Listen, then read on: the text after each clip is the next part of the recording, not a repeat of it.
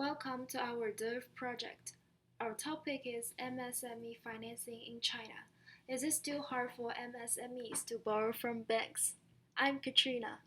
I'm Jenny, and we are going to introduce our research through this video. First, let's get some background information. How do we define MSME? It depends on what industry you are talking about.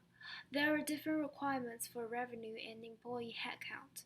For example, as presented in the table, companies in the wholesale industry usually have more people compared with the agricultural industry. MSMEs are of great importance to the economy. Here are some statistics. In 2014, there are 56 million MSMEs in China, which is approximately 97% of all the enterprises. Especially in relatively small cities, almost all the local government revenues comes from MSMEs. Besides, over 65% of GDP and more than 75% employment are contributed by MSMEs.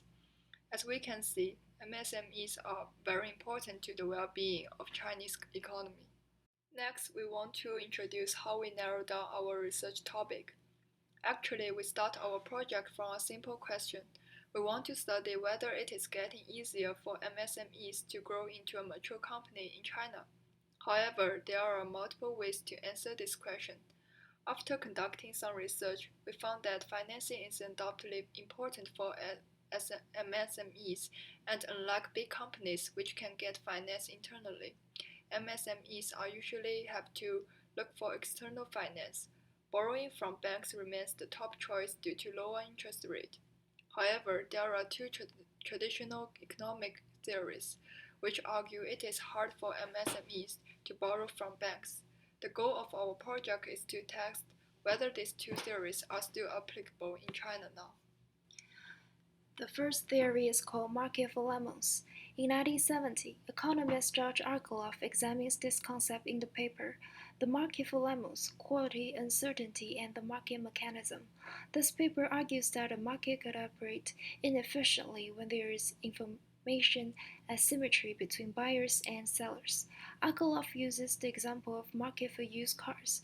Buyers cannot possibly examine all the parts inside a used car. Therefore, they will assume there are both good cars and bad cars. As a result, they would be only willing to pay for a car of average quality. This means that people who sell good used cars will eventually exit the market. The withdrawal of good cars further lowers buyers' expectation for the market. Eventually, there will only be low-quality cars in the market. This phenomenon is called market for lemons. Similarly, as we have previously stated, it is hard for banks to have a clear vision of MSME's condition of business. In this case, banks would naturally assume all MSMEs to be high-risky. According to CAPM, which is the short name for Capital Asset Pricing Model, the expected return on an asset depends on how risky it is. We can also see a formula on the screen. Basically, this formula says that the more risky an asset is, the higher the return will be. Quarterly Journal of Economics once looked into this problem. If we visualize CAPM, we can get the SML line, which indicates the relationship between risk and return. If the red point represents the actual risk, then the blue point represents the risk perceived by banks. The differences between projections of these 2 points on the x-axis is called the lemon gap. Let us get back to market for lemons. If banks perceive there is high risk in all MSMEs based on CAPM, they would require higher return. That is to say, MSMEs have to pay a higher interest rate for their bank loans. At the same time, banks would also require more collateral from MSMEs. The deal to borrow from banks becomes unfavorable, so good MSMEs exit this market. Only risky ones stay in the market, and this would cause banks to perceive even higher risk. This process goes on and on. A vicious cycle has been formed. To study whether it is information asymmetry that leads to market for lemons, we first look into the credit reporting institution in China and we listed advantages and limits for each institution. In China, the credit reporting market is mainly dominated by the state-controlled Credit Reference Center affiliated with the People's Bank of China, which was launched by the central bank in 2002. In 2013, the central government permitted private enterprises to gather and analyze individual and business credit data as part of the government's long-standing plan to bring the private sector into the credit reporting market. Besides, there are also quite a few private companies that have not received formal approval from Banks of China to run credit reporting operations. The third credit reporting institutions are internet finance companies. By broad definition, internet finance includes peer-to-peer lending and crowdfunding. In recent years, there have been an increasing number of internet finance companies that started to engage in credit reporting. Internet finance companies have brought many benefits to private sector entrepreneurs in China, smaller business in particular. However, internet finance is also in great need for guidance from regulators and supervisors. The occurrence and development of these three main types of credit reporting institutions have greatly improved the credit condition in China. However, the fact that the Credit Reference Center occupies a large share of the market has inhibited the development of other types of credit reporting institutions. Although in the same credit conditions, we found that micro and small enterprises in general have a lower bank loan growth than medium enterprises. Since micro and small enterprises tend to require a smaller amount of loan than medium enterprises, we compare traditional banks with internet finance companies, which tend to extend small amount of loans. And the fact that a lot of conventional banks prefer large customers rather than small and medium enterprises can be understood from the perspective of marginal cost. Conventional banks rely heavily on collateral guarantees and offline information collection, while online platforms usually require no such collateral or guarantees. Approaches in China to gathering and analyzing information to access the credit of prospective borrowers can also differ between traditional banks and online lenders. Traditional banks collect credit information offline in general, while internet finance companies mainly rely on online information sources. The offline information collection and collateral management functions of conventional banks are consuming time of money, meaning that the marginal cost of such work diminishes as the size of loans increases. Therefore, the improvement of credit conditions will benefit micro and small enterprises in a significant way since the transparency of credit conditions can largely decrease the marginal cost for banks to extend loans to micro and small enterprises. And the development of internet finance can also help to address this issue with its high efficiency and low cost through working with other credit reporting institutions. Another traditional theory argues that pool management is hampering the growth of MSMEs. In the book Corporate Realities, written by Robert and Richard Gates in 1995, the authors argue that MSMEs often have precarious futures because they are entirely dependent upon the talents and energies of their proprietaries. The lack of management skills as well as poor financial controls, such as inadequate monitoring of cash flow, costs, and time management. What does MSME's pool management mean for our project? It means that not only information asymmetry is preventing MSMEs from getting bank loans, but MSMEs are doing poorly in their own management, thus being unqualified to get loans from banks. Now let's see whether the pool management theory works in China. Unfortunately, the answer is yes. According to China HRQ Research Center, the average lifespan of Chinese MSMEs is 2.5 years, while in Europe and America this number is 7 to 8 years. There are definitely reasons behind the great difference in numbers. First, let's take a look at risk management. As of 2013, less than 1% of MSMEs included risk management into their corporate management. About 80% of MSMEs reported a lack of cash flow.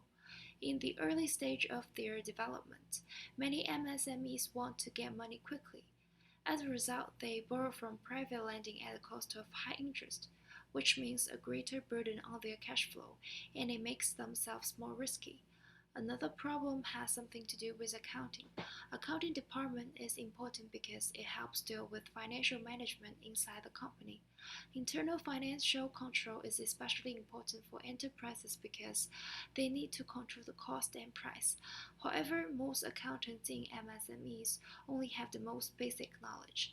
Less than 16% of them hold an upper level of certificate of accounting professional. As mentioned before, the average lifespan of Chinese MSMEs is 2.5 years, according to the reports released by China HRK. Only 70% of them follow work routines and divisions.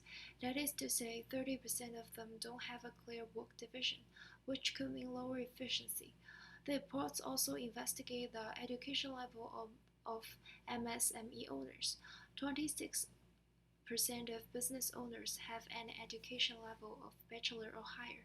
Most of them have a degree in community college or lower.